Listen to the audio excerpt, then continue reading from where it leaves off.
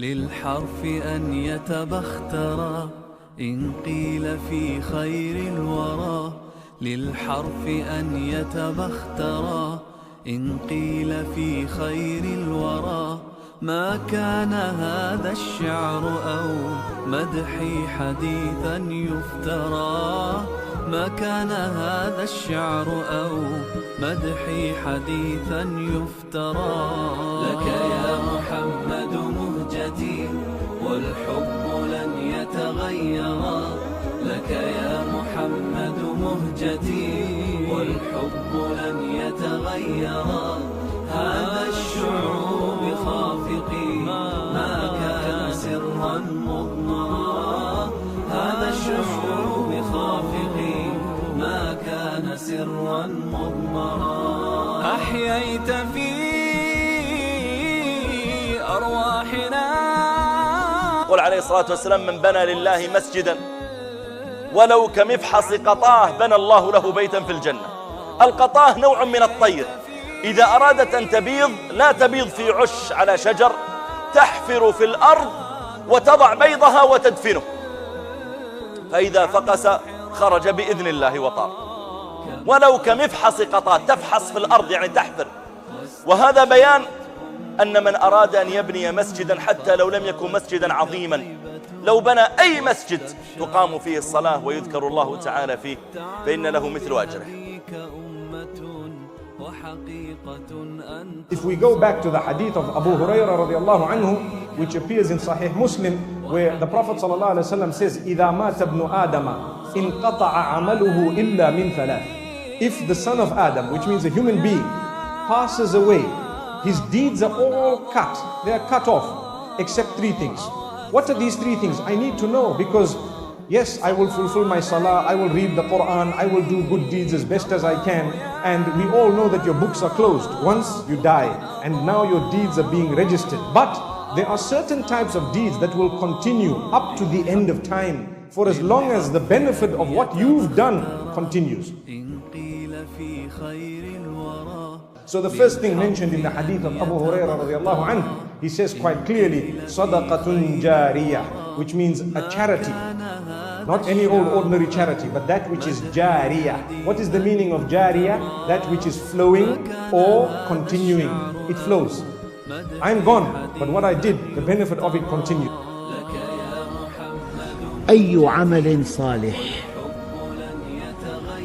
تجاه أي مخلوق كائنا من كان هو قرض لله حسن. وهناك آية قرآنية الذي يقرأها من المؤمنين يقشعر جلده: من ذا الذي يقرض الله قرضا حسنا فيضاعفه له أضعافا كثيرة. أرواحنا نورا وسل عنه حرا، أحييت في أرواحنا نورا وسل.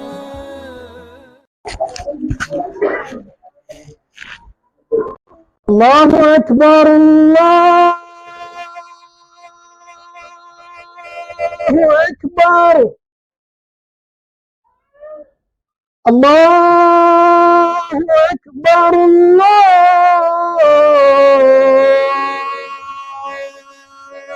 أكبر. أشهد أن لا إله إلا الله،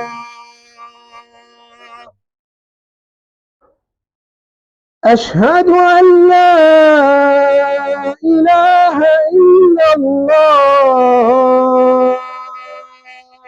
Now, wouldn't it be beneficial for us to prepare for that day by doing something such that when we get to the afterlife, we have got an investment that's there for us? Allahu Akbar. Today, people are so worried about setting up their children and their children's future that they forget to set up their own future. This is something that we need to think about. I'm setting up my children. I bought a house for each one of my children. I'm so concerned about my child and my daughter and my son, and I've set them all up and they all have their businesses. But what did you do? Oh, well, I'm so happy I set them. Did you set yourself? Question. Let's think about it. How do you set yourself? By engaging in sadaqatun jariyah. You either do something with the wealth Allah's blessed you with, the time, the knowledge that Allah's blessed you with. Allahu Akbar, Allahu Akbar. La ilaha illallah.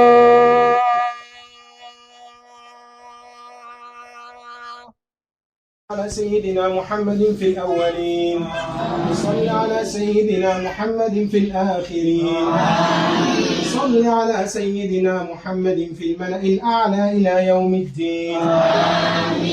اللهم اجزي أختنا وفاء وأمها حادة خير الجزاء على ما قدموا من بناء هذا المسجد، واجعله في ميزان الحسنات. اللهم ابني لهم بيتا في الجنة. اللهم ابني لأختنا وفاء وأمها حادة بيتا في الجنة. اللهم اجزهما عنا خير الجزاء، واجعل هذه الصدقة في ميزان حسناتهم وشاهدة لهم يوم القيامة. اللهم اغفر لهم وارحمهم ووسع مدخلهم. اللهم اغفر لهم وارحمهم ووسع مدخلهم. اللهم ارفع درجتهم في عليين. اللهم اكتبهم من أهل الجنة يا رب العالمين. اللهم ارفعهم بهذه الصدقة في أعلى الدرجات. اللهم اجزي أختنا وفاء وأمها حادة خير الجزاء. اللهم ابني لهم بهذا المسجد بيتا في الجنة. اللهم اغفر للمسلمين والمسلمات والمؤمنين والمؤمنات الأحياء منهم والأموات. وآخر دعوانا أن الحمد لله رب العالمين. وصلى اللهم وسلم وبارك على نبينا محمد وعلى آله وصحبه وسلم تسليما كثيرا. اللهم لك الحمد كله ولك الشكر كله وإليك يرجع الأمر كله علانيته وسره.